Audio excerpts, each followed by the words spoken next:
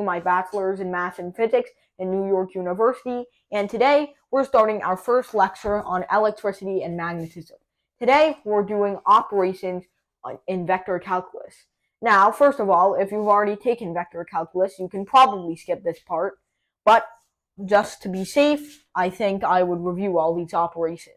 And for those of you who don't have a clue what vector calculus is, well, first of all, we have to start with vectors, which hopefully you know. But just to review, these are just high school math concepts. So a vector is just an object with magnitude and direction, which is often visualized with these arrows, which are pointing from the origin. We have a vector pointing from, let me erase that. Let's say we have a vector pointing from the origin to some point in space, like, what would this match up with? 4, 5, let's say. So, how would we represent this vector? Well, some people choose to do it like this. You see that this vector goes 4 units in the x direction. So, this is what we call a component of the vector. It's just an arrow pointing from 0, 0, 4 units in the x direction to 4, 0. The same way, we can draw a y component. So it marks the distance from 4, 0 to 4, 5. The part that travels 5 units upward. Think about it this way. Let's say you constantly had like one of those Uber arrows that's pointing in your direction as you walk. So you walk 4 blocks in the x direction, then you make a turn and walk 5 blocks in the y direction. And now the arrow is pointing straight towards your new location, making a straight line path, which is the addition of those two components. Now, obviously, you couldn't have taken that path yourself. Maybe there was like a building in the way or something.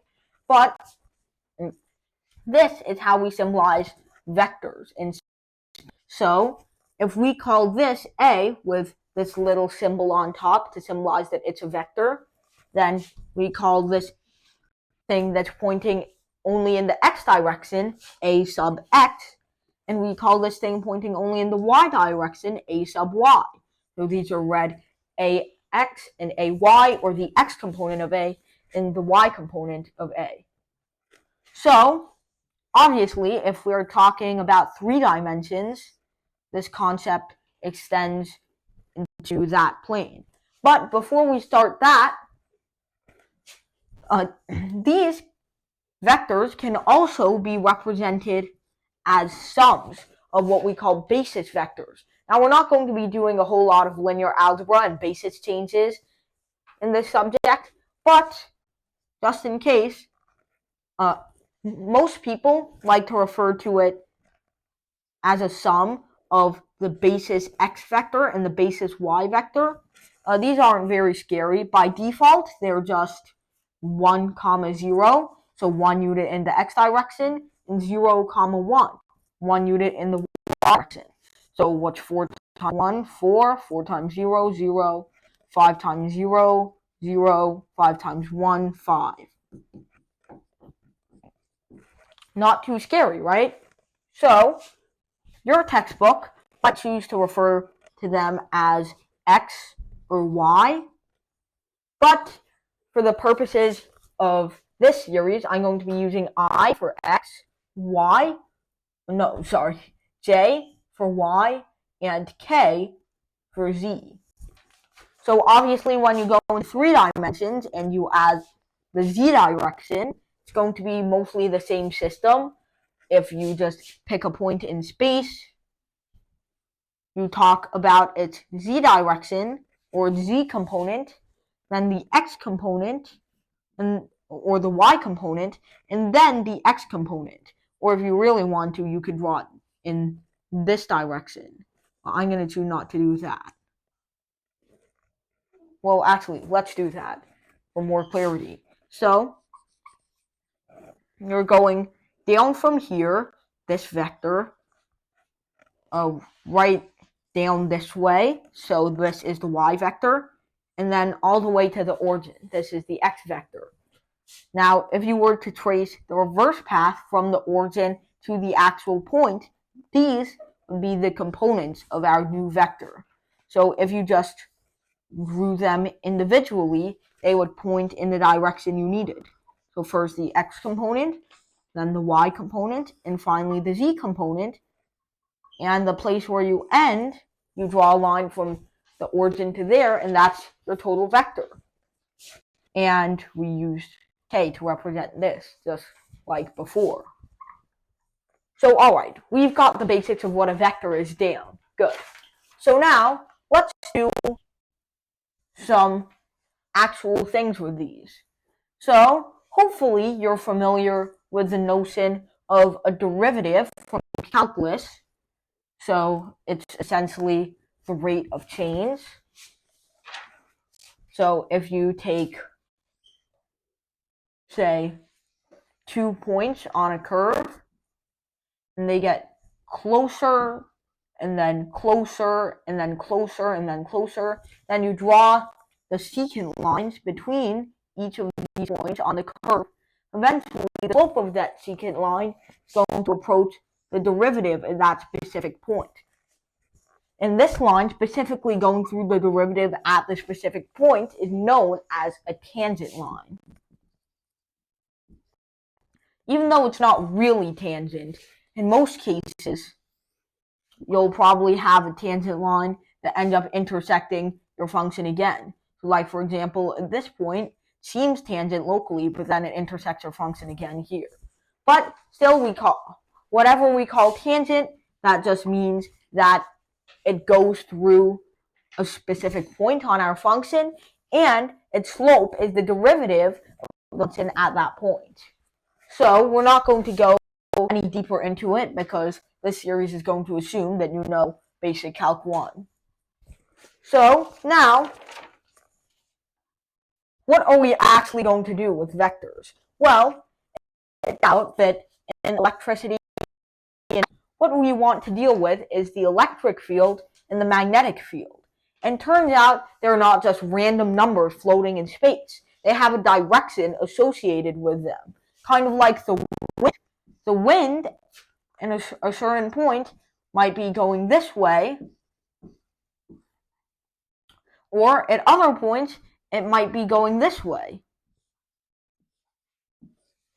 So, you can't exactly quantify the wind with just a scalar vector. You can't just say the wind is 40 mph today. You have to specify. Is it going, what's cardinal direction? North, east, south, west, northeast? You don't actually know. And most of the time they don't give you the actual degree measure because that's a little too advanced for most viewers to imagine in their head. But that exists too. And be reminded that it also exists in the three-dimensional direction. So the wind might be going up, but most weather people on television don't receive that information. Usually, the z direction of the wind is not strong enough to pull you off the ground from gravity. So, in the same way that wind is kind of a field, where at every single point in space we have a magnitude, 40 mph, and a direction, northwest. In the same way, electric and magnetic fields are vector fields. Now, if you've ever taken Regents physics, for example, you might have seen these field lines and wondered, what the heck do these mean? Well, instead of them looking like this, they actually look a little more like this. And of course, we can't draw the vector at every single point in a vector field, because keep in mind, these vectors don't just appear at every single lattice point, so like 1, 1, 1, 2, 2, 1, 2, 2, etc. Even though we might only draw them there, that's because we just don't have enough space to show what's in between. There's a vector at every point in here, every point in here, every point in here, every point in here, and every single point inside this little area, as well as every single point outside this little area.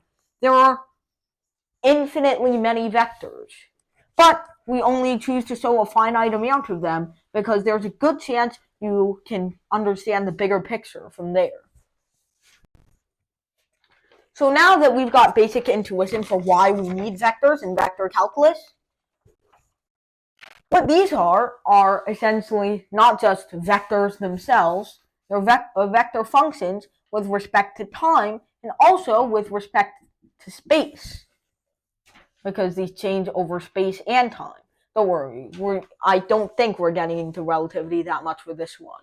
So we have the electric field and the magnetic field. So now let's write down Maxwell's four equations, which are the four equations. Don't worry, we're not going to jump into their derivation yet. So, first of all, we have that the divergence of the electric field is equivalent to 1 over epsilon naught times rho. What the heck does that mean? Well, essentially, that just means that the divergence of the electric field at a point is 1 over this constant, which never really changes. In fact, we can just tinker around with the units to make this 1, and now we have that it's equivalent to this symbol, rho, which is just the charge density, or essentially how much charge there is at a specific point, positive or negative. Now we have that the curl, by the way, I should be drawing this, of the electric field is equivalent to the negative partial derivative of the magnetic field over time. Drawing way too many vector symbols right now. Third, we have that magnetic field is equivalent to 0. Pretty simple. And the fourth one is that the curl of the magnetic field is equivalent to another constant, which we're just going to erase for the time being, times the current plus two more constants, mu naught and epsilon naught, respectively, times the partial derivative of the electric field. So, there we go. These are Maxwell's 4 laws, simplified to a minimum. But still, what the heck do these symbols mean? 1 second ago you were explaining this, and now you have to explain to me what all these mean. Well, that's why we're talking about these funky little symbols today. So, we have to talk about partial derivatives, because we don't live in a one-dimensional world. Most of the time, we're working in 3 dimensions, x, y, and z. That's not even counting the fact that they fluctuate over time as well. So, how much is the lecture going to be? 15 minutes? 15 more minutes? Yeah. Okay. So, you have something like this. You can't just take the derivative of this, like, where would you even begin? If you take the derivative at something, it can't just be like a number. You can't tell me that the derivative here is 3. Now, I know what you might be thinking, and let me draw something. I have no idea how to 3-dimensional graphs in a good way. So I'm just gonna visualize a hill, and you guys are gonna have to stay with me here. Okay, is this a good enough hill? If anyone who's like an artist in the comments can give me a suggestion on how to draw a hill better, I would really appreciate that. But for now, I think this is good enough for us to work with. So we have like a hill, of course.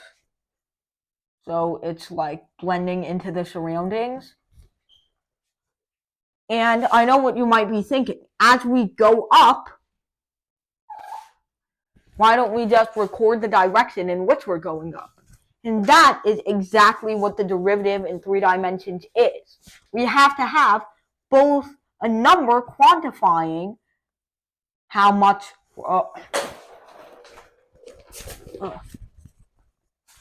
we have to have both a number quantifying how large this derivative is and a direction to put it in, right? Because if we just associate a magnitude with it, we could point it in the xy plane and the yz plane. So like if I said the derivative here was 3, sure, we could visualize that. But what if 3 meant in this plane? So then we have the slope 3, like that. I don't think we're going up that way.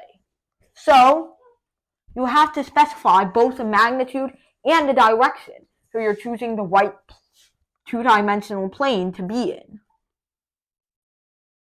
Not like a plane of existence or anything, for any mystics in the comments.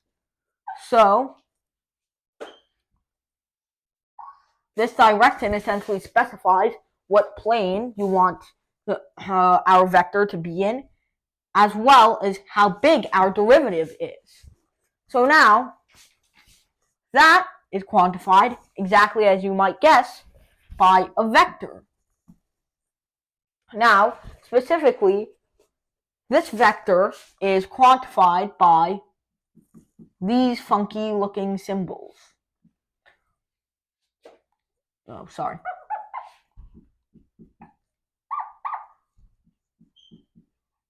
And if you're dealing with 3 dimensions, and if you're also dealing with time, there you have it. So pretty chaotic, right? And we can only visualize 3 dimensions here, so let's just erase the time component for now. So then we have these 3 in the x, y, and z directions. What the heck does that mean? Well, essentially, let's say if we have the function z is equal to x squared plus y squared. You should be able to visualize 3-dimensional functions. So it's just the same way as 2D. The z value, which is on this scale, is equivalent to the x value squared plus the y value squared. And the x and y are just like so. So then it looks kind of like a parabola, as you'd expect. I'm once again having trouble actually drawing this. Please forgive me for my absolutely terrible drawing skills. Let me see. I don't know how this looks to you guys, but okay. So how about this? We just draw a bunch of circles and go on with our day. There we go. So here is our graph now. So this is the z-axis. Can you tell people that my dad is kind of sleepy, so the camera is a little shaky. So yeah. Maybe... Sorry guys. My dad is a little sleepy, so the camera is going to be kind of shaky from now on. But hopefully that doesn't impede the learning experience. So let's see. We have x, y, and z, and now we can actually take what's known as a cross-section. You obviously know what a cross-section is. So what we do is we essentially fix, since we're only doing this in 2 variables, z is a function of x and y, we can essentially fix an x value for a cross-section and then draw a plane that is parallel to the yz plane. So kind of vertically upward like this. And then you trace the curve that is made by your intersection. So it would be better visualized if we did it near the origin, kind of like this. And then if we slice through it, just like so, then we have a parabola, just like that. So as you can see by these little circles, if we sliced it parallel to the xy axis, which we're not going to do because that's the z dimension, we actually get a circle, which is why the parabola is considered a conic section. Wait, no, sorry. Which is why we have this formula x squared plus y squared equals z in the first place. So that is essentially the definition of the partial derivative. So kind of like the cross section, once you take a fix an x value and then you take the derivative of the y value at a specific point. So what with our examples, z equals x squared plus y squared, what is partial z partial x? Well, that's pretty obvious. That's just going to be 2x, right? Why? Well, because when we're taking the derivative partial x, what we have to do is just fix a y value as a constant. But once you take the derivative of a constant, and a constant squared is still a constant, you get 0. So you just have 2x, just like that.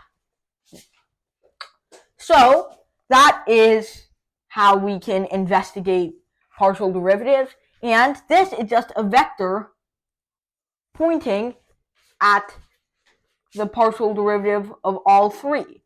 So some might call this the vector of fastest ascent. So essentially what they mean is, let's say you're climbing up a very steep mountain.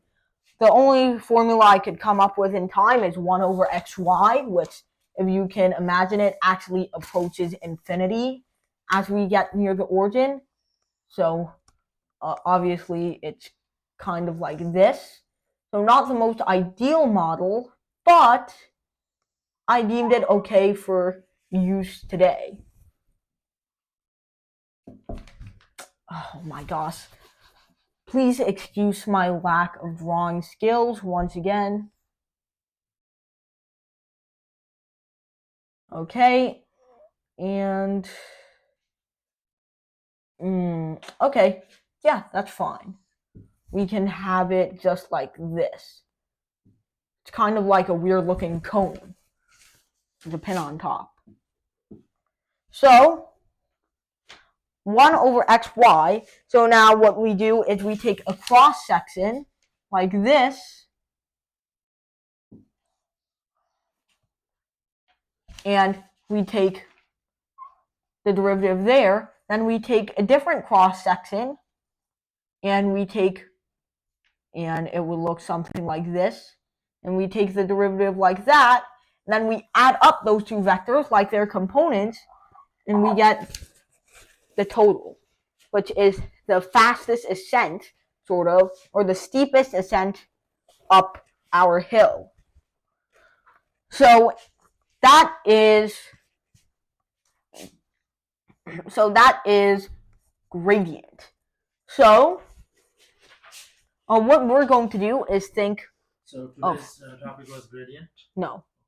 So what we're going to do is set nabla to a vector. We can treat it as a vector for most purposes here, even though it's not actually a vector. So then, this is the dot product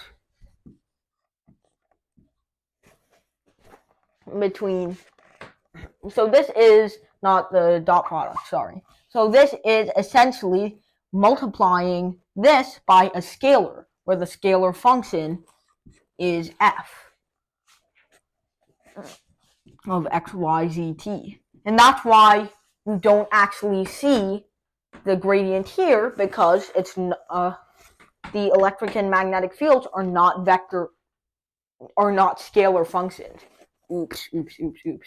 I am slipping with my tongue today. So now you can probably deduce the meaning of the other two from here, but just to quickly review before we go, we have that the divergence, which is essentially how much point is a source or a sink, and here's how I would imagine it. Let's say you have a landscape with lots of valleys and hills. So then a valley is like a point of negative divergence because it sucks everything near it in, and a hill is like a point of positive divergence because it takes everything on it and slides it away. So that's my analogy for positive and negative divergence. And essentially what it is can be intuitively seen. I can't come up with a vector function very easily right now, but let's say we had oh gosh, I've been infected by the Griffiths notation. Xi hat plus yj hat plus zk hat. Now, this is a function of totally positive divergence because it just radially outward. Now, I'm not going to draw it too much. But now, take the dot product of this function and what we had, nabla. So now the dot product is commutative, so I don't want to hear you complain. Partial y, partial z. So now just take partial xx, and pretty obviously that's 1. Partial y, 1. Partial z, 1. So 1 plus 1 plus 1 is just 3. It's always positive divergence no matter where you look. It's not even a function of x, y, and z. So so that's what we did today. Vector functions. Curl is almost the same thing, but essentially, here's how I would visualize it. Let's say you have a river, and then you have a little disk on the river. I'm pretty sure I stole this from Griffith's electrodynamics textbook. Don't tell him. So let's say you have a disk with a marking on it, like that. Now, if our vector field represents the current of the river, then the curl is essentially how much our disk will spin. So for example, if the river is pushing up this whole way, then the disk will experience a force here, turning it clockwise, but it will also experience a force this way, turning it counterclockwise, which means that it doesn't move. However, if we had something like this, where half of the river is going upstream and the other half is going downstream, or north and south, not upstream and downstream, that depends on the way the river is going itself, then it'll move. The curl is non-zero because you've got a force spinning it clockwise and another force spinning it clockwise. So the same thing will happen if you have something that actually curls around, like this vector field. So that is how all these vector operations work: gradient, divergence, and curl. Hopefully today was a great lesson, and we'll see you in the next lecture.